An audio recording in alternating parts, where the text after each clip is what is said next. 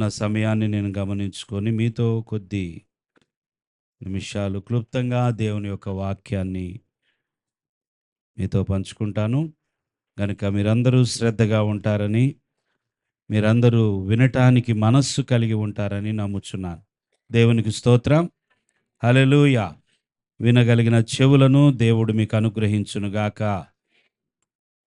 ప్రతి ఒక్కరూ దేవుని యొక్క మాటలను శ్రద్ధగా వినండి. ఈరోజు చెప్పబోయే సందేశానికి పెట్టిన పేరు, టైటిల్ ఏంటంటే, నీవెల్లప్పుడూ దేవుని నియంత్రణలో ఉన్నావు. నీవు ఎల్లప్పుడూ దేవుని నియంత్రణలో, you are in God's control. దేవునికి స్తోత్రం చెల్లించండి. నేను ఎల్లప్పుడూ దేవుని యొక్క నియంత్రణలో ఉన్నాను అని చెప్పండి. చెప్పాలండి. దేవుని యొక్క నియంత్రణలో, దేవుని యొక్క అధికారము క్రింద, దేవుని యొక్క అజమాయిషిలో నీవు నేను ఉన్నాము అనే సత్యాన్ని నమ్మవలసిన వారమై ఉన్నాం. ఇది నమ్మలేకపోతే నీవు దేవుని యొక్క నియంత్రణ నుంచి పక్కకు వెళ్ళిపోయినట్లే. నువ్వు నిజంగా దేవుని బిడ్డవైతే, దేవుని యందు విశ్వాసము కలిగిన వ్యక్తివైతే, నేను దేవుని నియంత్రణలో ఉన్నాను, నేను దేవుని యొక్క అధికారంలో ఉన్నాను, దేవుడు నన్ను చూస్తూ ఉన్నాడు, దేవుడు నా ఎడల తన చిత్తాన్ని జరిగిస్తాడు, నేను దేవుని నియంత్రణలో ఉన్నాను, నా పైన ఎవరికి అధికారం లేదు. చెప్పాలండి. అర్థమవుతుండే చెప్పాలి. ఓకే. నేను దేవుని యొక్క నియంత్రణలో ఉన్నాను అనే సత్యాన్ని మనం నమ్మాలి. దేవుని వద్దకు వచ్చువాడు ఆయన ఉన్నాడనియు, తను వెదకు వారికి ఫలము దయచేవాడనియు నమ్మవలెను కదా. ప్రియ దేవుని బిడ్డలారా, ఆదికాండం 37వ అధ్యాయంలో మనందరికీ తెలిసినటువంటి character, wonderful person, wonderful young man, అతని గురించి మనందరికీ బాగా తెలుసు. ఎవరు? యోసేపు. దేవునికి స్తోత్రం. యోసేపు 17 ఏళ్ల వయసులో తన తండ్రి చేత బాగా ప్రేమించబడుతున్నాడు. యోసేపు జీవితాన్ని మనం చూస్తూ ఉండగా, యేసు ప్రభువులో ఉన్న క్యారెక్టర్స్, చాలా గుణాలు, చాలా లక్షణాలు యోసేపులో కనబడుతున్నాయి. దేవునికి స్తోత్రం. Joseph and Jesus. మరొక మాటలో చెప్పాలంటే, జీసస్కి ముంగుర్తుగా జోసెఫ్ వచ్చాడు. యేసు ప్రభుకి ముందుగా యోసేపు వచ్చాడు. నిజమైనటువంటి రక్షకుడు ఈ లోకానికి రావడానికి ముందుగా ఆయన లక్షణాలతో కూడినటువంటి ఒక వ్యక్తి ముందుగా జీవించాడు. అతడు యోసేపు. దేవునికి స్తోత్రం. యాకోబు కుమారుడైన యోసేపు, యాకోబు జీవితంలో కూడా తన తండ్రిని విడిచిపెట్టి, తన కుటుంబాన్ని విడిచిపెట్టి సుమారుగా 20 ఏళ్ళు బయట ఉండాల్సి వచ్చింది. ఎవరి జీవితంలో? యాకోబు జీవితంలో. అలాగే యోసేపు జీవితంలో కూడా 20 సంవత్సరాల పాటు తన తండ్రిని, తన కుటుంబాన్ని విడిచి బయట ఉండాల్సి వచ్చింది. మీకు ఇది అర్థమవుతుందో అర్థం కావట్లేదో వాక్యాన్ని చూడండి, ఆలోచించండి. యాకోబు కుమారుడైన యోసేపు కూడా అదే గతి పట్టింది. ఆ గతి అంటే అదేదో శ్రమతో, అది లేకపోతే శాపము అనుకోకండి. ఒక్కొక్కరి జీవితంలో కొన్ని అనుభవాలు ఎందుకు వస్తాయో గమనించండి. యాకోబుని తన సహోదరుడైన ఏశావు ద్వేషించాడు, యోసేపుని తన సహోదరులు ద్వేషించారు. దేవునికి స్తోత్రం. యోసేపు 17 ఏళ్ల వయసులో తన తండ్రి చేత బాగా ప్రేమించబడుతున్నాడండి. యోసేపు తన తండ్రి చేత ప్రత్యేకంగా ప్రేమించబడుతున్నాడు. చాలా ప్రియమైన కుమారుడుగా ఉన్నాడు. పరలోకపు తండ్రికి యేసు ప్రభు కూడా చాలా ప్రియమైన కుమారుడుగా, ఒకే ఒక కుమారుడుగా ఉన్నాడు. దేవునికి స్తోత్రం. యేసు క్రీస్తు కూడా ఒకే ఒక కుమారుడు. అయితే యోసేపు ఒక కుమారుడు కాదు, కానీ యేసు క్రీస్తుని తన తండ్రి ప్రేమించినట్లుగా తండ్రి, కుమార, పరిశుద్ధాత్మ వారు ముగ్గురు ఏకమై ఉన్నారు. తండ్రి తన కుమారుని ఎంతో ప్రేమిస్తున్నాడు. దేవుని స్తోత్రం. అలాగే యోసేపు జీవితంలో కూడా యాకోబు బాగా ప్రేమిస్తున్నాడు. 11 మంది అప్పటికి. ఆ 11లో ఇతన్ని బాగా ప్రేమిస్తున్నాడు. అందుకే ఇతనికి ఒక మంచి వస్త్రాన్ని, రంగులతో కూడిన ఒక వస్త్రాన్ని, ఒక పొడవాటి ఒక అంగీని కుట్టించాడు. దేవునికి స్తోత్రం. ఆ అంగీ తీసుకొచ్చిన బాధ ఇంత అంత కాదు. ఆ అంగీ చూడగానే మిగతా సహోదరులందరికీ అసూయ పుట్టింది. ఏయ్, కూర్చోండి, దెబ్బలు పడతాయి. కూర్చోవాలి. దేవుని స్తోత్రం. ఆ అంగీని చూడగానే మిగతా సహోదరులకి ఏమవుతుంది? అసూయ. నాకు లేని వస్త్రము, మాకు లేని వస్త్రము వీడికెందుకో? వీడికి ఇటువంటి ప్రత్యేకమైన వస్త్రం. మీరెప్పుడైనా ఇతరుల వస్త్రాలను చూసి అసూయ పడ్డారో లేదో కానీ, ఏంటి నవ్వుతున్నారు? జరిగుండొచ్చు కదా! సర్వసాధారణంగా జరుగుతుందది. వేరే వాళ్ళ వస్త్రాలను చూసినప్పుడు మనకు అసూయ పుడతది. నేను ఎందుకు కొనలేను? రేపే వెళ్ళిపోతాం షాప్‌కి. అసలు ఎక్కడ కొందో కనుక్కోవాలి. దేవునికి స్తోత్రం. ఎంత రేట్ అయినా పర్వాలేదు. ఆ ఆ ఆ చీర అంతకంటే గొప్ప చీర అయినా సరే తెచ్చేసుకోవాలి. నీకు అవసరత ఉండదు కానీ, ఎవరినో చూసి నీకు ఏమొచ్చిద్ది? గిలి. ఏదో చూసి, ఎవరినో చూసి ఏదో అంటారు కదా! పులిని చూసి నక్క వాతలు పెట్టుకుందంట. నీకు ఆకలేయదు, ఎవడో తింటున్నాడని నువ్వు తింటావు. నీకు అవసరత లేదు, ఎవడో కొన్నాడని నువ్వు కొంటావు. ఇటువంటి అజ్ఞానం అనేక సార్లు మనుషుల్లో పనిచేస్తూ ఉంటుంది. దేవుని బిడ్డలారా, అలాంటి అలాంటి యొక్క బుద్ధి ఉంటే ఇప్పుడే సరిదిద్దబడును గాక. చూడండి, యోసేపు యొక్క వస్త్రాన్ని చూసి తన సహోదరులు అసూయ పడుతున్నారు. అంతటితో పర్వాలా, వదిలేసేవాళ్ళు. కానీ ఈ 17 ఏళ్ల వయసు కలిగినటువంటి యోసేపు ఏం చేస్తున్నాడో తెలుసా? ఈ అన్నలు చేస్తున్న ప్రతి తప్పును, వాళ్ళ యొక్క చెడుతనాన్ని తీసుకెళ్ళి తండ్రికి చెబుతున్నాడు. ఇది ఇంకా బాధ కలిగించింది. మనం చేసే ప్రతి చెడు పని వీడేం చేస్తున్నాడు? నాన్నకు చెబుతున్నాడే. చూడండి, చెడు చేసే ప్రతి ఒక్కరు ఏం కోరుకుంటారో తెలుసా? తప్పు చేసే ప్రతి ఒక్కరు ఏం కోరుకుంటారో తెలుసా? ఇది ఎవరికి తెలియకూడదు. తెలియకూడని వారికి అసలే తెలియకూడదు. అర్థమైందండి? చెడు చేసే ప్రతి వ్యక్తి కూడా అదే ఇది ఎవరు చూడకూడదు. నేను చేసే పని నేను చేసే పని ఎవరు చూడకూడదు. ఇది ఎవరు గమనించకూడదు. వీరి చెడుతనం అంతా తీసుకెళ్ళి తండ్రికి చెప్తుంటే ఇంకా బాధేసింది. అంతటితో ఆగిపోతే బాగుండేది. అసలు యోసేపుకి ఇంకా యోసేపు మీద అన్నలకి భయంకరమైన ద్వేషము, భయంకరమైన కోపము ఎక్కడొచ్చిందంటే ఈగో దెబ్బతింది. అందరూ చెప్పండి, ఏం దెబ్బతింది? మీ ఈగో ఎప్పుడైనా దెబ్బతిందా? ఎందుకు తిందో? ప్రతిరోజు తింటానే ఉంటుంది కదా. అంటే అంత ఈగో ఉంది మీకు. దేవుడు తీసేయను గాక, దేవుడు తీసివేయను గాక. ఎందుకండి ఈగో? ఈగో ఎందుకు చెప్పండి? నేను అనే అహం ఎందుకు? ఈగో దెబ్బతిందంటే తల ఊపుతున్నారు. ఎందుకు ఉండాలి నీలో అహం? నీలో ఎందుకు ఉండాలి నేను అనేటటువంటి ఆ యొక్క, అది ఎందుకు పనిచేయాలా? అది సిలువ వేయబడాలి. దేవునికి స్తోత్రం, దేవునికి స్తోత్రం. ఎందుకు ఈగో దెబ్బతిన్నదో తెలుసా? ఇతడు తనకొచ్చిన కలలను సహోదరులతో చెప్పాడు. చెప్పకుండా ఉంటే బాగుండేది, చెప్పేశాడు. ఏం చెప్పాడు? కల వచ్చింది, చెప్పాడు. ఈ కళ మామూలు కళ అయితే పర్వాలేదు. లేదా ఈ కళ, అన్నలారా మీరందరికీ కిరీటాలు కనపడుతున్నాయి అన్నయ్య అంటే, యోసేపు వస్త్రాన్ని మర్చిపోయేవాళ్ళు, యోసేపు చెప్పిన సమాచారం అంతా మర్చిపోయి భుజాల మీదకి ఎక్కించుకొని, మా తమ్ముడికి భలే కళ వచ్చింది, మా అందరికీ ఏం కనపడుతున్నాయంటే తల మీద కిరీటాలు. అది కాదు ఆయన చెప్పింది. అన్నయ్య, పొలంలో మరి మనం పని చేస్తుండగా మనందరము పనలు కట్టాము. నా పనేమో లేచి నిలబడింది, మీ పనులన్నేమో నా పనికి నమస్కారం చేస్తున్నారు. అయిపోయింది. మీ పనులు ఏం చేస్తున్నాయి?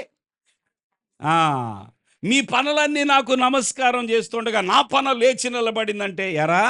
అంటే నీవు మమ్మల్ని ఏలేవాడు అవుతున్నావా? నువ్వు మాకు అధికారిగా ఉంటావా? నువ్వు గొప్పవాడు అను, మేమేమో నీకు నమస్కారం పెట్టావు. ఈగో దెబ్బతింది వాళ్ళకి. రెండో కళ, సూర్య చంద్ర నక్షత్రాలు మరియు 11, సూర్యుడు చంద్రుడు 11 నక్షత్రాలు. అంటే అప్పుడు తమ్ముడు వచ్చేసాడు కదా. సూర్యుడు చంద్రుడు 11 నక్షత్రాలు ఎవరికి సాగిలు పడుతున్నాయి అంట? ఈయనకి సాగిలు పడుతున్నాయి అంట. యోసేపుకి సూర్యుడు చంద్రుడు 11 నక్షత్రాలు అంటే అమ్మ నాన్న, తమ్ముళ్ళు, అన్నలందరూ, తమ్ముడు ఒక తమ్ముడే బెన్యామీను చివరివాడు, అందరూ ఆయనకి సాగిలు పడుతున్నట్టు కల వచ్చిందంట. ఇప్పుడు నేను అడుగుతున్నాను, ఈ కల రావాలని తను ఆశపడ్డాడా? ఇలా జరిగితే బాగుండు, ఫ్యూచర్లో నా భవిష్యత్తు ఇలా ఉంటే బాగుండు, మా అన్నలకి అందరికంటే నేనే బాగుండాలి, నేనే ఎత్తులో ఉండాలి, నేనే గొప్పవాడిగా ఉండాలి, మా అన్నలు తమ్ముళ్ళైనా ఎవరైనా సరే నా కిందే ఉండాలి అని కోరుకున్నాడా? అనేమన్నా పగటి కళ్ళ కన్నాడా? తను ఊహించుకున్నాడా? ఊహించుకోలేదు, కోరుకోలేదు. తనకి కల వచ్చింది. అది దేవుడిచ్చాడు. తన భవిష్యత్తు గురించి దేవుడు అతనికి చూపించాడు. దేవునికి స్తోత్రం. కలలు కన్నాడు. యేసేపు కలలు తనకి సమస్యను తీసుకొచ్చాయి. యేసేపు ఎప్పుడైతే కలలు కన్నాడో, ఇక యేసేపుకి ఇచ్చిన టైటిల్ ఏంటో తెలుసా? అన్నలు యేసేపుకి ఏమని పేరు పెట్టారో తెలుసా?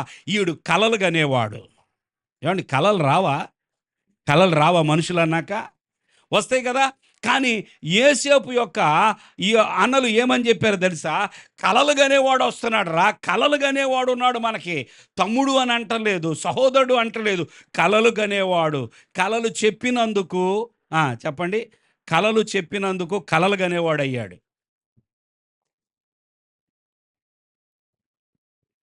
దేవుడు భవిష్యత్తును చూపిస్తున్నాడు. దేవునికి స్తోత్రం.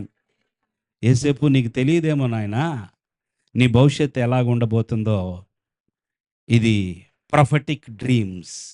ఇది నీ ఫ్యూచర్ గురించి నేను ఇస్తున్నటువంటి ప్రవచనాత్మకమైనటువంటి కలలు అనేమో దేవుడు తెలియపరుస్తుంటే, ఆ కలలు విన్నప్పుడు వీరికేమో ఇగో దెబ్బతిని సహోదరులకి కోపము, క్రోధము పెరిగిపోతా ఉన్నది. దేవుని స్తోత్రం. చివరి కూర్చో తీసేయండి, ఫ్రీగా కూర్చోండి. దేవుని స్తోత్రం. హల్లెలూయా. దేవుని బిడ్డలారా, గ్రహించండి. యేసేపు తన ఊహ కాదది, తన భవిష్యత్తు గురించి దేవుడిస్తున్న.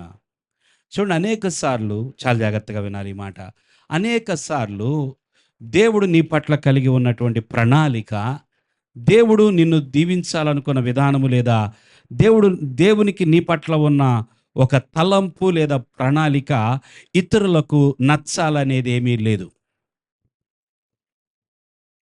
హలో, అందరు జాగ్రత్తగా వినండి. నీ పట్ల దేవునికున్న ప్రణాళిక, ఉద్దేశము ఇతరులకు నచ్చాలనేది ఏమీ లేదు. అనేక సార్లు నీ పట్ల దేవునికి ఉన్న ప్రణాళిక ఇతరులకు నచ్చటం కాదు, అది పక్కన పెట్టండి. ఇతరులు దేవుడు నిన్ను ఆశీర్వదించే విధానాన్ని వారు అంగీకరించలేరు, వారు డైజెస్ట్ చేసుకోలేరు, లేదా వారు నీకు జరగబోయే దాని విషయంలో నిన్ను ద్వేషిస్తారు. నిన్ను అర్థం చేసుకోవడం కాదు కదా, నిన్ను ద్వేషిస్తారు, నీకు శత్రువులు అవుతారు. ఇది జీవితంలో జరిగే ఒక సంఘటన. నువ్వు అనుకోవచ్చు, దేవుడు నా జీవితంలో గొప్ప కార్యం చేయబోతున్నాడు. దేవుడు నీతో మాట్లాడి ఉండొచ్చు, ఆ మాట నువ్వు వెళ్ళి పక్కన వాళ్ళకి చెప్పి ఉండొచ్చు, నీ ఇంట్లో వాళ్ళకి చెప్పి ఉండొచ్చు. వారు దాన్ని అంగీకరించరు, పైగా వారు నిన్ను దానిని బట్టే ద్వేషిస్తారు. చూసారా, కయ్యూను ఎందుకు ద్వేషించాడు హేబేల్ని? కయ్యూను ఎందుకు చంపేశాడు హేబేలుని అంటే, దేవుడు తన అర్పణ అంగీకరించినందువలన తన తమ్ముడు అంగీకరించబడ్డాడు. తన తమ్ముని యొక్క అర్పణ అంగీకరించబడింది కనుక తట్టుకోలేకపోయాడు, తమ్ముడు చంపేశాడు. ప్రియులారా, ప్రణాళికను, దేవుని ప్రణాళికను, నీ పట్ల దేవునికున్న ప్రణాళికను ఇతరులు ద్వేషిస్తారు. కానీ ఒకటి సత్యం, దేవుని యొక్క ప్రణాళికను మాత్రం రద్దు చేయలేరు. చప్పట్లు కొడతాం దేవునికి.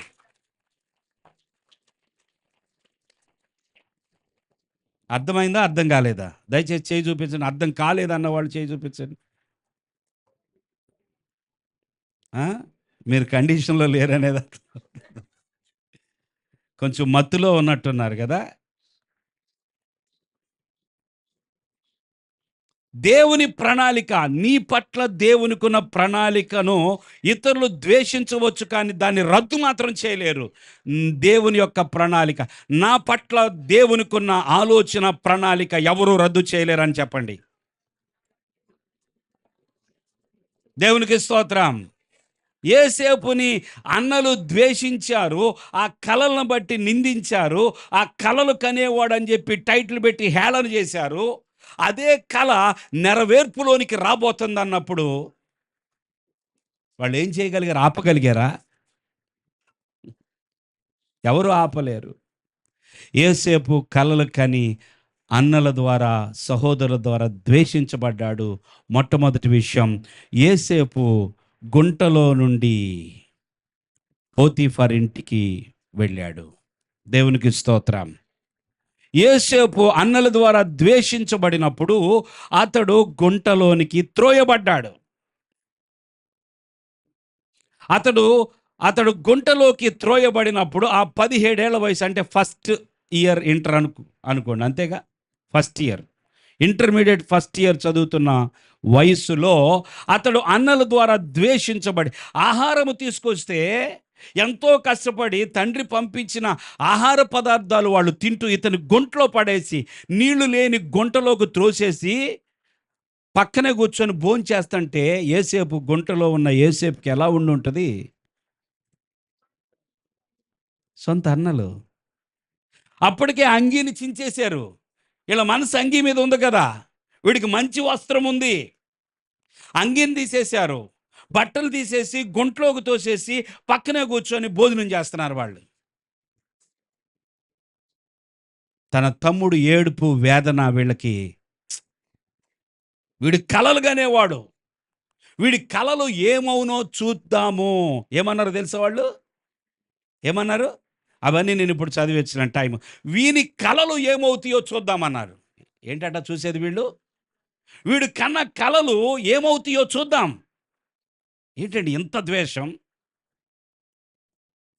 తనేమన్నా కావాలని కలగన్నాడా, లేకపోతే కనని కలను గురించి ఏమన్నా చెప్పాడా వాళ్ళకి? తనకు వచ్చింది గనుక కల చెప్పాడు. చెప్పడం తప్ప? వీడి కలలు ఏమైపోతాయో చూడండి. మీరు ఎప్పుడైనా సరే, అందుకే కొన్నిసార్లు మీరు వివేకం కలిగి ఉండాలి. మీరు ఒక ఆలోచన చేసినప్పుడు, మీరు ఒక పని చేసేటప్పుడు, మీకు ఒక ప్రణాళిక వేసుకున్నప్పుడు, మీ జీవితంలో ముందుకు వెళ్ళాలని అనుకున్నప్పుడు మీరు అందరితో షేర్ చేయకూడదు, చెప్పకూడదు. చెప్పారంటే అది పాడైపోయింది, చెప్పారంటే చెడిపోయింది, అది ముందుకు వెళ్ళదు. ఎవరికి చెప్పాలో వారికి చెప్పాలి, దేవునికి చెప్పాలి. మొదట మీ ఆలోచన ఎవరికి చెప్పాలో వారికే చెప్పాలి, లేకపోతే సక్సెస్ రాదు. ఎన్నోసార్లు ఈ తప్పులు చేసి ఫెయిల్ అయిన అనుభవాలు మీకు లేవేమో, నాకు కూడా ఉన్నాయి, మీకు కూడా ఉన్నాయి అనుకుంటున్నా కదా. గుంట్లోకి తోసేశారు. చంపుదాం అనుకుంటే ఒక సహోదరుడు అడ్డొచ్చాడు. మనము రక్తాపరాధం చేయకూడదు. ఎవరతను? మన రక్తం పంచుకో, మన ఇంటి వాడు, మన రక్తం పంచుకొని పుట్టినవాడు కదా, మన సహోదరుడు. మన సహోదరుని చంపటము ఎక్కడ న్యాయం? వద్దొద్దు. వీని గుంట్లోనే ఉంచితే ఏం ప్రయోజనం? అమ్మేసుకుంటే పోలా. యేసు ప్రభు అమ్మబడ్డాడు, యేసేపు కూడా అమ్మబడ్డాడు. సహోదరులే ద్వేషించారు, ప్రక్కనున్న వారే ద్వేషించారు, నా అనుకున్న వారే ద్వేషించారు. యేసు ప్రభుని తన శిష్యులలో ఒకడు అలా చేశాడు. చూసారా యేసేపు జీవితం? గుంట్లోకి తోసి ఇష్మాయేలీలు అటు వెళుతూ ఉండగా వాళ్ళని చూసి పిలిచి, ఇదిగో ఇక్కడ ఒకడు ఉన్నాడు, వీడు కావాలా మీకు? ఎంత ఇస్తారు? 20 30? ఎన్ని వెండి నాణ్యాలు? 20 తులముల వెండి నాణ్యములకు అమ్మేశారు. అబ్బా డబ్బులు వచ్చినాయి రా.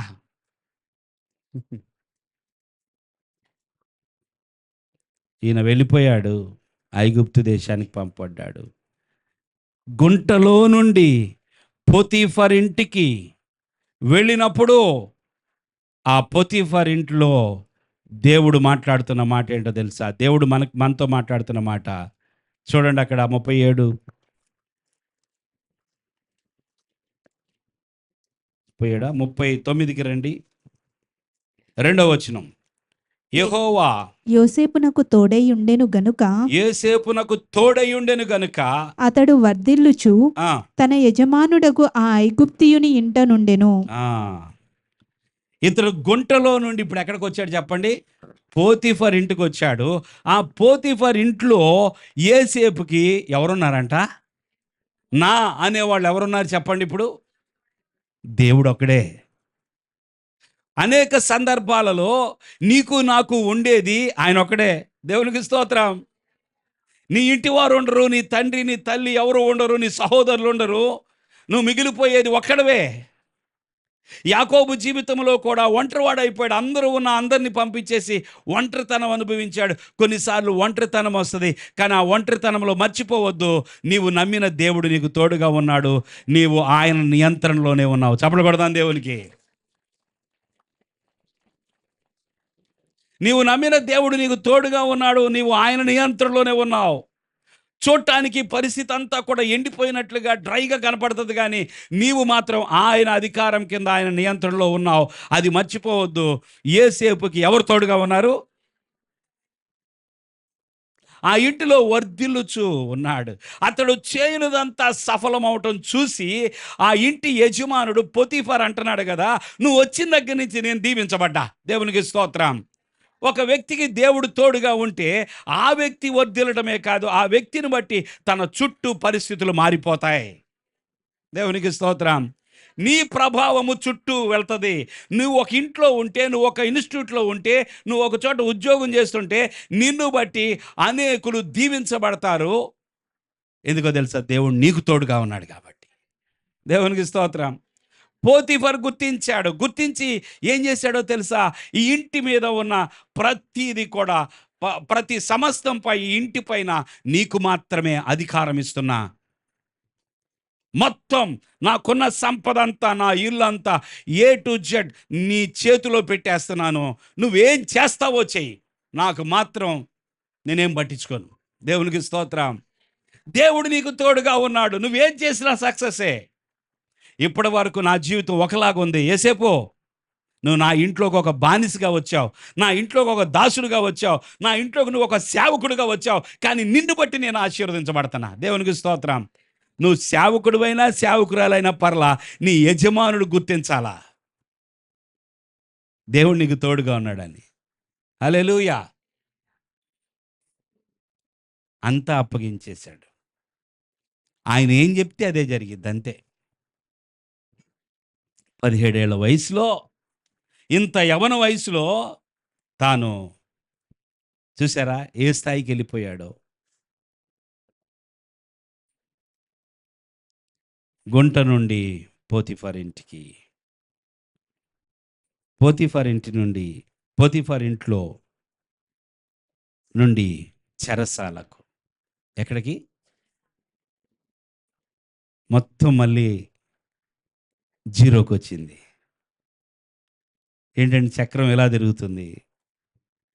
పోతీఫర్ ఇంట్లో గొప్ప అధికారి అయిపోయాడు కదా, పోతీఫర్ ఇంట్లో మంచి పేరు తెచ్చుకున్నాడు కదా. పోతీఫర్కి ఏమీ తెలియదు తన ఇంట్లో ఏమి జరుగుతుందో, ఏమి జరగట్లేదో.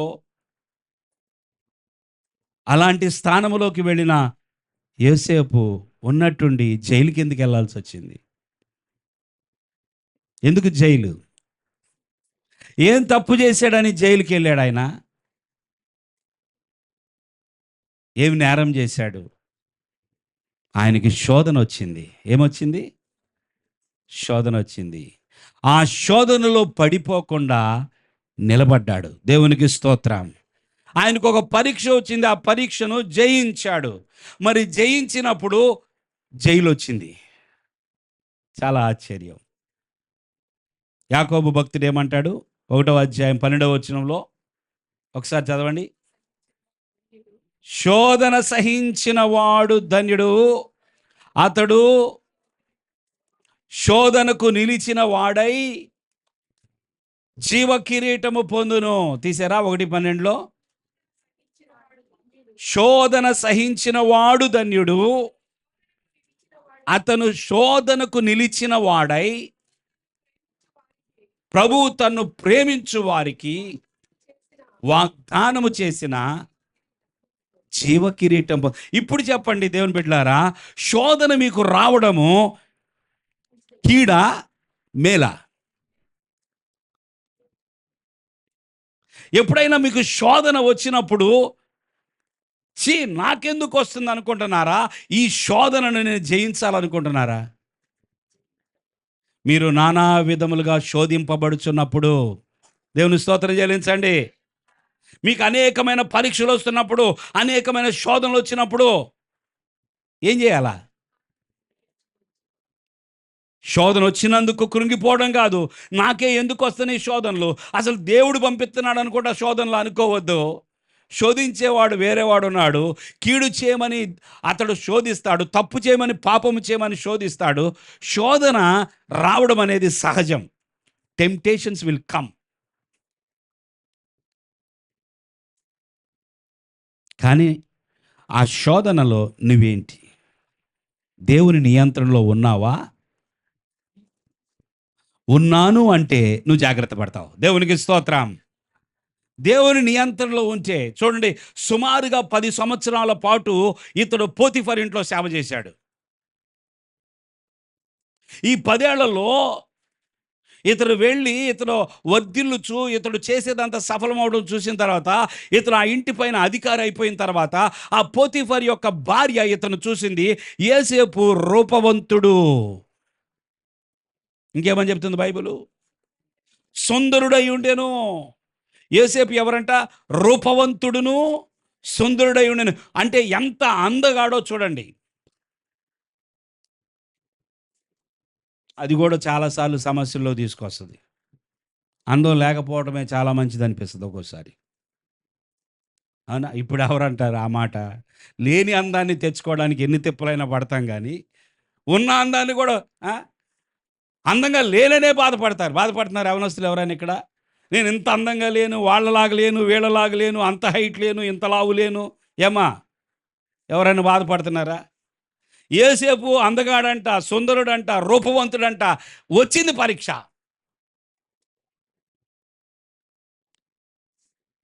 ప్రతిరోజు మీరు తర్వాత చదువుకోండి.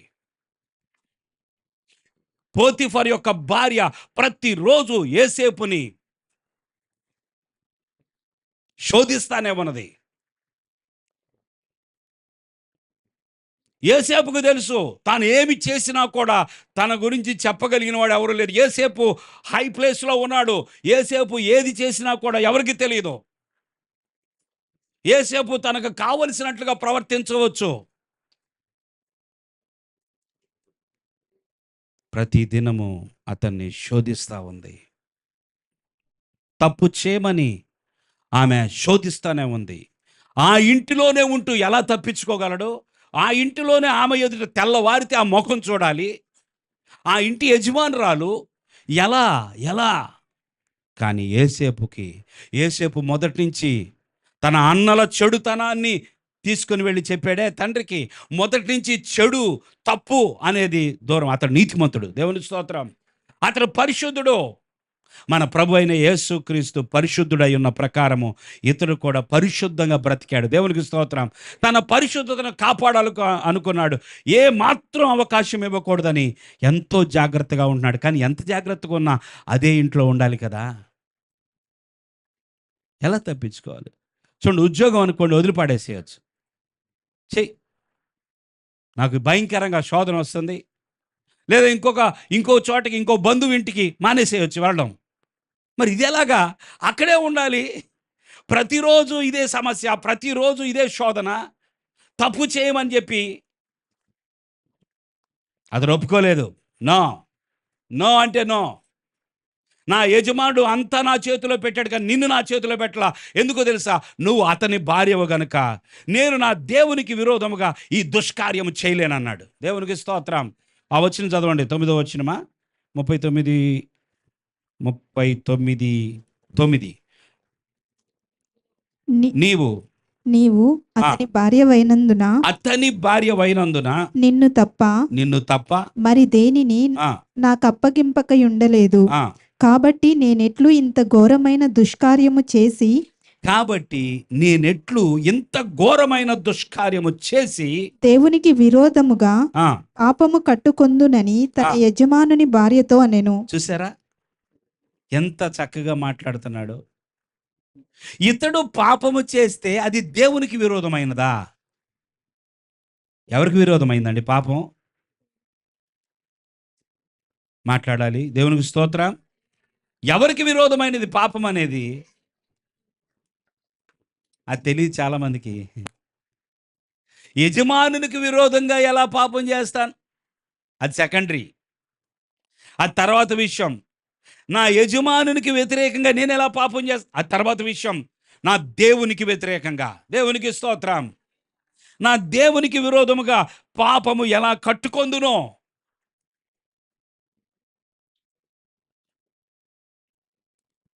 శోధనని జయించాడు, శోధనలో నిలబడ్డాడు. అందుకే కిరీటం వైపుకి వెళుతున్నాడు ఆయన. ఏదండి కిరీటం? జైల్లో పడితే కిరీటం అంటున్నారు. ఆగండి, కొంచెం ఆగండి. దేవునికి స్తోత్రం. చాలామంది ఆగలేరు, చాలామంది ఆగలేరు. దేవుని కొరకు ఏదన్నా ఒకటి చేస్తే, దేవుని కొరకు నమ్మకంగా ఉంటే వెంటనే దేవుని ఆశీర్వాదం కనబడలేదే నాకు. ప్రతిదానికి సమయం కలదు. దేవునికి స్తోత్రం. ప్రతిదానికి తగిన సమయమందు దేవుడు నిన్ను తప్పకుండా హెచ్చిస్తాడు. దేవునికి స్తోత్రం. తగిన సమయమందు, in a due time, in a right time, దేవుడు తప్పకుండా నిన్ను హెచ్చిస్తాడు. అప్పటి వరకు నువ్వు ఆయన నియంత్రణలో ఉన్నావా? నేను ఉన్నాను అని చెప్తే ఉన్నట్లుగా ప్రవర్తించాలి.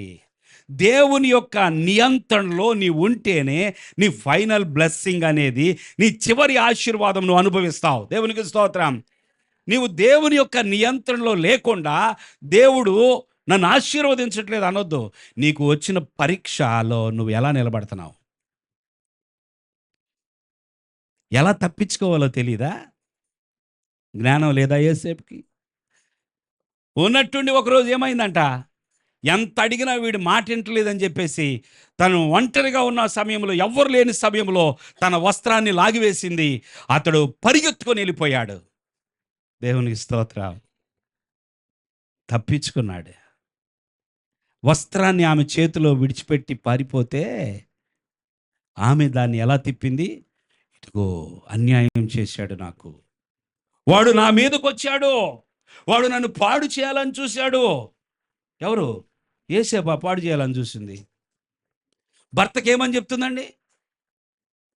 నువ్వు తీసుకొచ్చిన ఆ హెబ్రీ దాసుడు ఇప్పుడు దాకేమో వాడిని కావాలి, ఇప్పుడు నీ మాట వినలేదు కనుక ఏం చేస్తుంది ఇప్పుడు భర్తకి? నీవు ఆ హెబ్రీ దాసుడు నన్ను హేళన చేయటానికి వచ్చాడు, ఇదిగో వాని వస్త్రము వస్తే నేను గట్టిగా అరిశాను. ఎలా క్రియేట్ చేసేసిందో చూసారా స్టోరీని?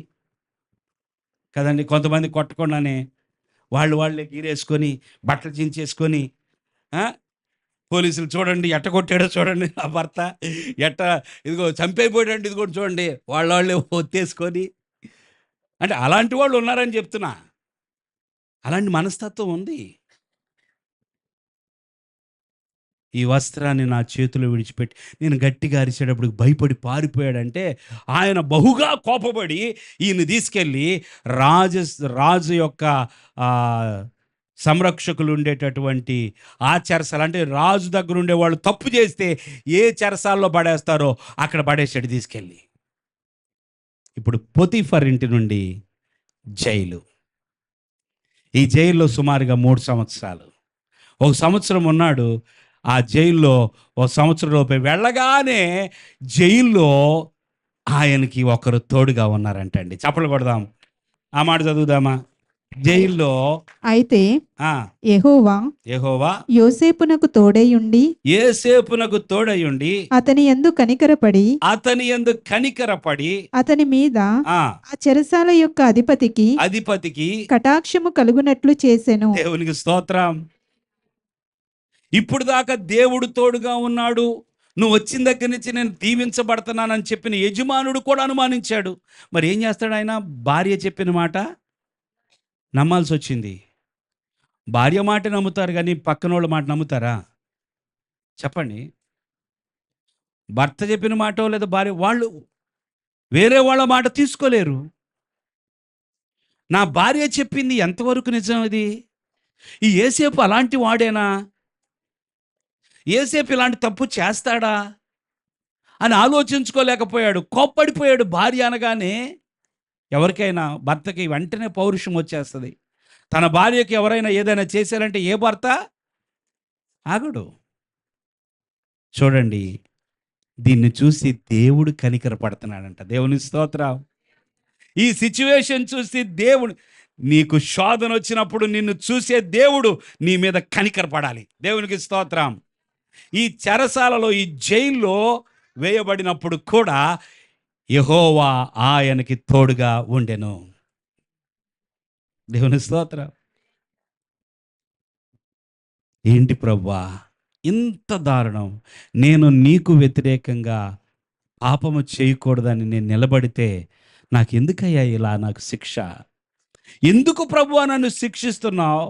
దేవుడు నా ఎడల కీడు చేస్తున్నాడని చెప్పి మాట్లాడాడా ఎప్పుడైనా? యేసేపు శ్రమల్లో మౌనంగా ఉండటం నేర్చుకున్నాడు. నిందల్లో మౌనంగా ఉండటం నేర్చుకున్నాడు. నా మీదకొచ్చిన నింద, నాకొచ్చిన అవమానము, నాకొచ్చిన శ్రమ నేను భరిస్తా. కొంతమంది భరించలేక ఇంకో పని చేస్తారు.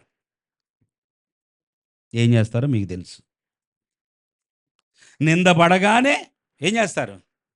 శ్రమ రాగానే, ఈ శ్రమ నేను తట్టుకోలేను బాబు, ఈ జైల్లో నేను ఉండలేను బాబు, అసలు ఈ జైలు జీవితం ఏంటి, నేను ఏ తప్పు చేయకపోయినా నాకెందుకు ఈ జైలు వచ్చిందని చెప్పి హాని చేసుకుంటారు. కానీ భరిస్తున్నాడు యేసేపు. దేవునికి స్తోత్రం, దేవునికి స్తోత్రం.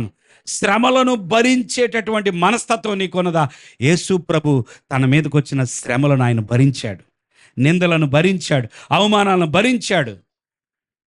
అర్థమైందండి? దేవుని స్తోత్రం. ఇక్కడ ఉన్నటువంటి నీవు భరించే వ్యక్తివా, భరించని వ్యక్తివా? ఇంకొక 10 నిమిషాలు ఓపిక పట్టండి, నా మాటలు ముగిస్తున్నాను.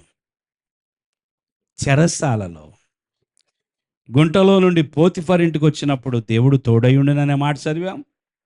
పోతిఫర్ ఇంటి నుండి చెరసాల్లోకి వెళ్ళినప్పుడు దేవుడు యేసేపునకు తోడయుండెనని చదువుతున్నాం. దేవునికి స్తోత్రం.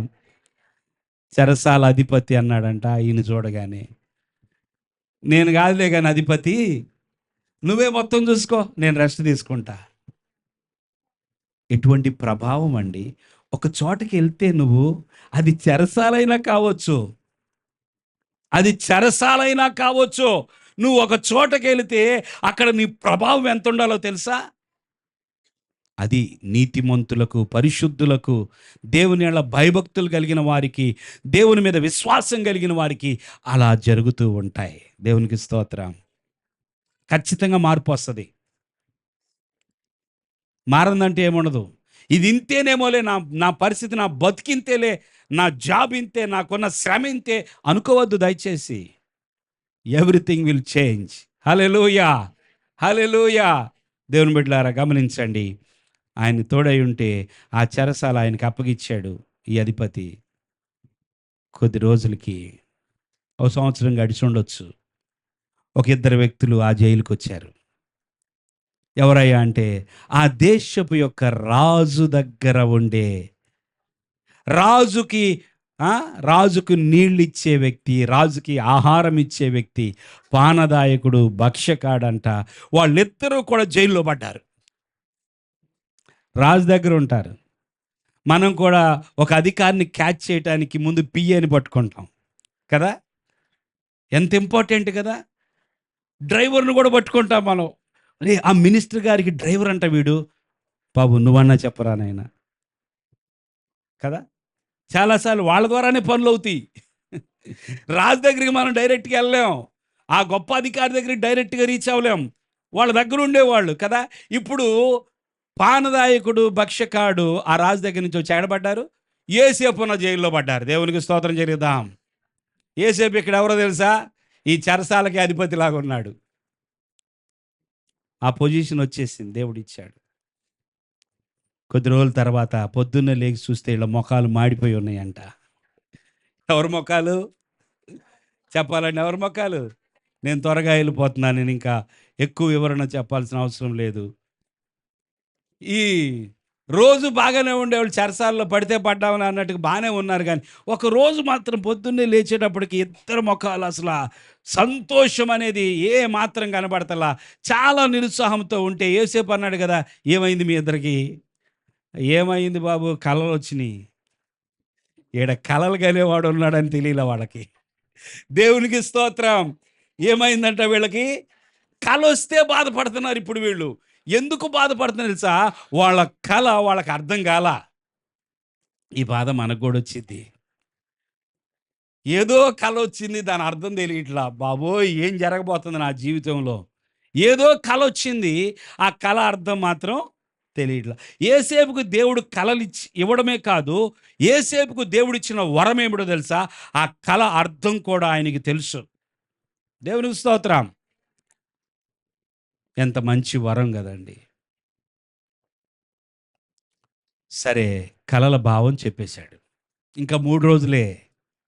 ఇంకా 3 రోజుల్లో ఇదిగో నీకిలా జరగబోతుంది, నీకిలా జరగబోతుంది. పానదాయకుడా, నీ ఉద్యోగం మరలా నీకు తిరిగి ఇవ్వబడుతుంది. భక్ష్యకారుడా, నిన్ను మాత్రం ఉరిదీస్తారు. నీ ప్రాణం పోయిన తర్వాత పక్షులొచ్చి నీ మాంసాన్ని తింటాయి అని చెప్పేశాడు. అదయిపోయింది. ఎళ్ళేటప్పుడు అన్నాడు గదా! నేను చెప్పినట్టుగా మీకు జరిగిన తర్వాత రాజుగారికి నా గురించి చెప్పండి బాబు. నేను అన్యాయంగా ఈ చెరసాల్లో పడ్డా, ఏ తప్పు చేయలేదు. నేను ఒక హెబ్రీయుణ్ణి. నేను ఏ నేరము చేయకోకుండా ఈ చెరసాల్లో మగ్గిపోతున్నాను. కొంచెం మీరు రాజుగారి దగ్గర పనిచేసేవాళ్ళు కదా, అయ్యా నువ్వన్నా జ్ఞాపకం చేసుకో. ఆయన ప్రాణమైతే పోబోతుంది ఎలాగా, నువ్వన్నా జ్ఞాపకం చేసుకో. ఇద్దరిని బ్రతిమలాడాడు. సర్లే, నిజంగానే రాజుగారు వాళ్ళకి విడుదల చెప్పాడు, వెళ్ళిపోయారు అన్నట్టుగా జరిగింది. మరి ఈ పానదాయకుడు, అంటే రాజుగారికి నీళ్ళు ఇచ్చే వ్యక్తి మర్చిపోయాడు. ఎన్ని సంవత్సరాలు తెలుసా? 2 సంవత్సరాలు. ఈయన సుమారుగా అక్కడ 1 సంవత్సర కాలం ఉండే, ఇంకో 2 సంవత్సరాలు చెరసాల జీవితం. దేవుడా, ఏంటి నాకు ఈ బ్రతుకు? కానీ అలా ఎందుకు అనుకోలేదో తెలుసా యోసేపు? యోసేపు ఎప్పుడు దేవుని సన్నిధిని అనుభవిస్తూనే ఉన్నాడండి. దేవుని స్తోత్రం చెల్లిద్దాం. నువ్వు గుంట్లో ఉన్న దేవుని సన్నిధిని అనుభవించాలి. పోతిఫర్ ఇంట్లో ఉన్న దేవుని సన్నిధిని అనుభవించాలి. జైల్లో ఉన్న, చెరసాల్లో ఉన్న ఆ సన్నిధి నీకు తోడుగా ఉంటే ఏం బాధలా. హల్లెలూయా.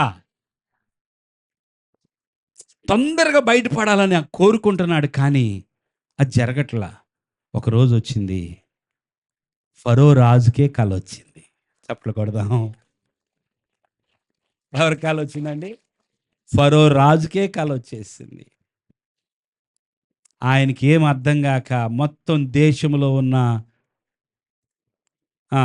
ఎవరెవరిని, మాంత్రికుల్ని, జ్యోతిష్కుల్ని, ఇక ఎవరెవరు దొరికితే వాళ్ళు జ్ఞానులందరినీ సమకూర్చేశాడు. బాబో, నాకు కల వచ్చిందిరా నాయన. ఒక్క కల కాదు, 2 కలలు వచ్చినాయి. ఏం అర్థం కావట్లేదు. నా కల చెప్తాను, దాని భావము. నెబుకద్నెజర్ రాజు కల వస్తేనేమో కల కూడా మర్చిపోయాడు. అది ఇంకా ప్రమాదం. ఆయనేమంటున్నాడు, నా కళ చెప్పాలి, దాని భావం చెప్పాలంటున్నాడు. చచ్చినట్టేగా. ఏదో ఒకటి క్రియేట్ చేసి చెప్తే అది ఆయనకు వచ్చింది కదా, వచ్చిందో రాలేదో ఆయనకు తెలీదా? దానియేలు అక్కడ అద్భుతంగా దేవుని యొక్క వరాన్ని కలిగి అనేకులు బ్రతికించాడు. దేవుని స్తోత్రం. ఇక్కడ ఫరో కళ వచ్చింది, నా కళ చెప్తాను, భావం చెప్పమంటే ఎవ్వరు చెప్పట్లా. బల్బు వెలిగిందండి. ఎవరికి? దేవునికి స్తోత్రం. ఉన్నట్టుండి పానదాయకుడికి ఫ్లాష్. జైల్లో నా కళ చెప్పిన వాడు ఉన్నాడు కదా. అయ్యయ్యో, ఒకసారి రాజుగారికి చెప్పి ఆ జైల్లోంచి విడిపించమని చెప్పి బతిమలాడాడు. పాప నా కళ అతను చెప్పినట్టుగా నెరవేరిన, మర్చిపోయానని చెప్పి గబగబా రాజుగారి దగ్గరికి వెళ్ళి, అయ్యా అక్కడ ఒకడు ఉన్నాడయ్యా, కళలు చెప్పావు. యోసేపు వచ్చి అంటున్నాడు కదా, రాజా అది నా వల్ల కాదు. దేవుని స్తోత్రం. నీ కళకి భావం చెప్పడం నా వలన కాదు, కానీ దేవుడే చెప్తాడు అని చెప్పాడు. చెప్పలు కొడదాం. కొంచెం వరం ఉంటే చాలు, అస్సలు దొరకరు. ఏముంటే? కొంచెం దేవుడిచ్చిన ఏదైనా ఒక వరం ఉంటే అస్సలు ఎట్లా మాట్లాడతారు తెలుసా? కళ అదెంత, నా గోటితో సమానం. ఏ కళ అయినా చెప్పు, నేను భావం చెప్తా. నా వల్ల కాదయ్యా, దేవుడే చెప్తాడు నీకు కళ భావం. దేవుడు తనకి వరం ఇచ్చినా కూడా, తన లోపల కళ భావం చెప్పగలిగిన సామర్థ్యం ఉన్నా కూడా ఎక్కడా హెచ్చించుకోవట్లేదు, దేవుణ్ణి మాత్రమే హెచ్చిస్తున్నాడు. నువ్వు దేవుణ్ణి హెచ్చించడం తెలిస్తే దేవుడిని హెచ్చిస్తాడు. ప్రతి చోట ప్రతి అవకాశాన్ని ఉపయోగించుకొని నీ దేవుణ్ణి కనుక నువ్వు ఘనపరచడం నేర్చుకుంటే ఎలాగండి మీరు ఇది సాధించగలిగారు? నాలో ఉన్న దేవుడు నాకు అవకాశం ఇచ్చాడు. చాలామంది క్రైస్తవులు వారికి ఉన్న వరాన్ని బట్టి వ్యాపారం చేస్తారేమో, కానీ యోసేపు అలాంటి వ్యక్తి కాదు. ఏమీ ఆశపడేవాడు కాదు, తన వరాన్ని గురించి అతిశయపడేవాడు కాదు. దేవుడు దేవుడు దేవుడు. ఫరో నమ్ముతున్నాడా ఈ దేవుణ్ణి? తన దేవుడి గురించి చెప్తున్నాడు. హల్లెలూయా, హల్లెలూయా. దేవుని బిడ్డలారా, ఫరోకు చెప్పాడు, అయ్యా మీరు కన్న 2 కలలు ఒకటే భావం, ఆ 2 కలలకే ఒకటే అర్థం. రాబోయే 7 సంవత్సరాల్లో ఈ దేశంలో ఏం జరగబోతుంది? బహుగా పంట పండబోతుంది. ఆ తర్వాత 7 సంవత్సరాలు ఈ దేశానికి ఏం రాబోతుంది? కరువు రాబోతుంది. ఇది దాని భావం. గనుక ఈ మొదటి 7 సంవత్సరాల్లో పండే పంటలో 5వ భాగం తీసుకొచ్చి ప్రభుత్వానికి ఇవ్వాలని ప్రజలందరికీ చెప్పండి. అది రేపొద్దున రాబోయే 7 సంవత్సరాల కాలాన్ని కాపాడుతుంది. కాబట్టి ఒక వ్యక్తిని నియమించండి, ఒక మంచి జ్ఞానము కలిగిన వివేచన కలిగినటువంటి ఒక వ్యక్తిని నియమించండి. ఆయన కింద అనేక మంది అధిపతులను నియమించండి. ఇలా మీరు చేస్తే మీరు మీ దేశము సుభిక్షంగా ఉంటుందని చెప్పి రాజుకు చెప్పిన తర్వాత రాజుకి అన్నీ ఆఫ్ అయిపోయినాయి. దేవునికి స్తోత్రం. రాజుకి మైండ్ పోయింది. ఈ మాటలు విన్న తర్వాత, ఈ కలభావం విన్న తర్వాత రాజుకు మాత్రమే కాదంట, మీరు జాగ్రత్తగా చదివితే సేవకులందరూ కూడా ఆశ్చర్యపోయి దేవుణ్ణి స్తుతిస్తా. రాజు ఒక మాట అన్నాడు. ఏమన్నాడో తెలుసా? రాజు ఏమంటున్నాడో తెలుసా? చూడండి, మరియు 41వ అధ్యాయమేనా 37వ వచనం చూడండి. ఆ మాట ఫరో దృష్టికిని అతని సమస్త సేవకుల దృష్టికిని యుక్తమై ఉండెను గనుక అతడు తన సేవకులను చూచి, ఫరో రాజు తన సేవకులను చూచి, ఇతని వలె దేవుని ఆత్మగల మనుష్యుని కనుగొనగలమా అని అనెను. మరియు ఫరో, దేవుడు ఇదంతయు నీకు తెలియపరిచెను గనుక నీవలే వివేక జ్ఞానములు గలవారెవరునూ లేరు. నీవలే వివేక జ్ఞానములు గలవారెవరు లేరు. చప్పట్లు కొట్టండి దేవునికి. ఎంత జ్ఞానం ఇచ్చాడు. నీవు నా ఇంటికి అధికారివై ఉండవలెను. ఎక్కడికి పోయినా అధికారేనండి. దేవునికి స్తోత్రం. ఎక్కడికి పోయినా ఆయన స్థానం మాత్రం పోవటం లేదు. గ్రాఫ్ ఒకవేళ పైకి వెళ్ళొచ్చు, కిందకి దిగొచ్చు, కానీ జోసెఫ్ ఈజ్ ఆల్వేస్ హీరో. దేవునికి స్తోత్రం. జోసెఫ్ ఎక్కడ ఉన్నా, ఎప్పుడున్నా, ఎప్పుడు ఏ పరిస్థితుల్లోనైనా, ఎక్కడికి వెళ్ళినా ఆయన మాత్రం, ఎందుకో తెలుసా, ఆయన అంతగా హెచ్చించబడటానికి కారణం ఆయన దేవుని నియంత్రణలో ఉన్నాడు. ఆయనకి దేవుడు తోడుగా ఉన్నాడు.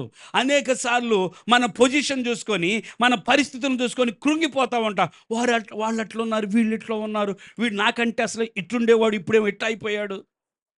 ఎంత దరిద్రపు బుద్ధో. మనం ఎప్పుడు దేవుని వైపు చూడము, మనం దేవుని హెచ్చించము, మనం దేవుని మీద ఆధారపడము, దేవుని నియంత్రణలో ఉన్నామని నమ్మము.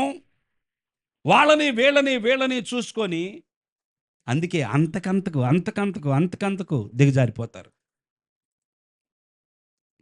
యోసేపు మరలా లేపబడ్డాడు. నీలాంటి జ్ఞాన వివేకములు గలవాడు మా దేశంలో ఒక్కడు కూడా లేడు. నీ వలే దేవుని ఆత్మ కలిగిన వాడు ఎవరూ లేరయ్యా.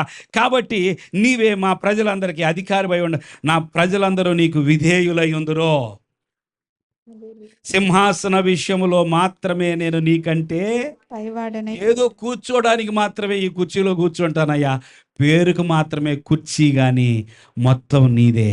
దేవునికి స్తోత్రం. మొత్తం నీదే. సింహాసనం విషయంలో మాత్రమే నేను నీకంటే పైవాడుగా ఉందని యోసేపుతో చెప్పాను. మరియు ఫరో, చూడుము, ఐగుప్తు దేశం అంతటి మీద నిన్ను నియమించి ఉన్నానని యోసేపుతో చెప్పాను. మరియు ఫరో తన చేతినున్న తన ఉంగరము తీసి యోసేపు చేతిని పెట్టి సన్నపు నారబట్టలు అతనికి తొడిగించి అతని మెడకు బంగారు గొలుసు వేసి తన 2వ రథం మీద అతన్ని ఎక్కించెను. అప్పుడు వందనము చేయడని అతని ముందర జనులు కేకలు వేసిరి. అట్లు ఐగుప్తు దేశం అంతటి మీద అతన్ని నియమించును. మరియు ఫరో యోసేపుతో, ఫరోను నేనే, ఆయనను నీ సెలవు లేక ఐగుప్తు దేశం అందంతటను ఏ మనుష్యుడును తన చేతినైనను కాలినైనను ఎత్తకూడదని చెప్పాను. ఈ మాట అర్థం చేసుకోండి, ఇక ప్రతిదీ వివరించడం లేదు.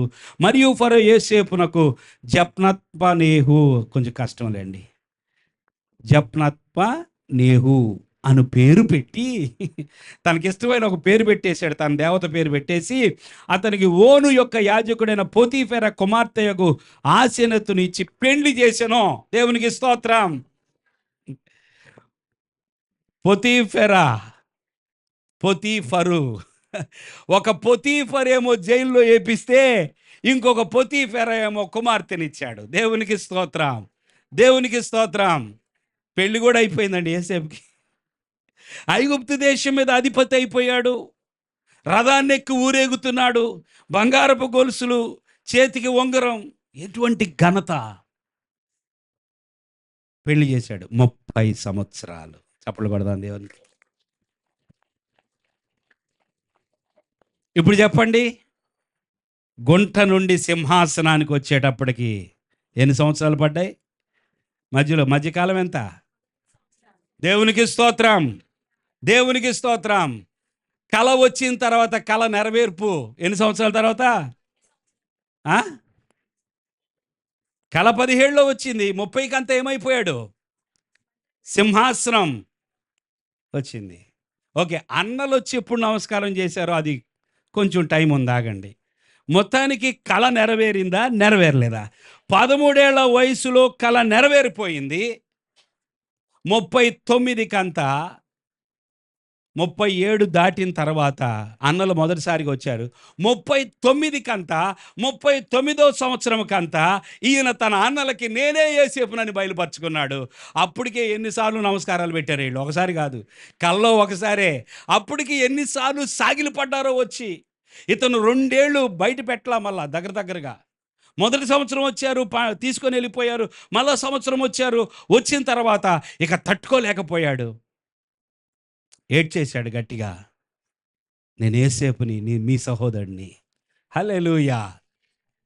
వీని కలలు ఏమవునో చూద్దాము, వీని కలలు ఏమవునో చూద్దాము. చూశారుగా, చూపిస్తాడు దేవుడు. ఆయన ప్రణాళికను ఎవరు రద్దు చేయలేరు, ఆయన ఉద్దేశములు ఎవరు మార్చలేరు. నీ పట్ల దేవునికి ఉన్న ప్రణాళిక మారదు, నువ్వు దేవుని నియంత్రణలో ఉన్నంతసేపు. ఇంకా చాలా చెప్పాలని ఉంది, నేను మింగేశాను మొత్తం. ఈ విషయాలు ఇక ముందుకెళ్ళటలేదు. యోసేపు రాజు అయిపోయాడు. ఆ తర్వాత 7 సంవత్సరాలు పంట సమృద్ధిగా పండింది. ఆ తర్వాత అప్పటికి 37 కదా, కరువు వచ్చింది. ఏమొచ్చిందండి? కరువు వచ్చింది. 37 తర్వాత కరువు వస్తే యోసేపు 38లో అన్నలు వచ్చారు. యోసేపుకు 38వ సంవత్సరంలో అన్నలు వచ్చారు, బతిమలాడుకున్నారు. వాళ్ళని 3 రోజులు జైల్లో వేశాడు. 3 రోజులు జైల్లో వేసాయి. ఈ దేశాన్ని వేగు చూడటానికి వచ్చారు మీరు దొంగలో. అయ్యా లేదు, మీకు దండం పెడతాం. అయ్యా రాజా, నీ దాసులమయ్యా. ఏమన్నారు? మరి అదే కదా యోసేపు కూడా అంది. నాకు ఈ కల వచ్చిందన్న అన్నప్పుడు అదే కదా చెప్తుంది, నీ దాసులము, నీ దాసుడైన మా తండ్రి. తండ్రి ఎవరంట? ఆయన కూడా ఈయన దాసుడేనంట. ఎవరు దాసుడు? యోసేపుకు దాసుడేనంట. అవన్నీ చదవలేము, మీరు చదువుకోండి. వాళ్ళు అంటున్నారు, మేము వేగుల వారం కాదయ్యా.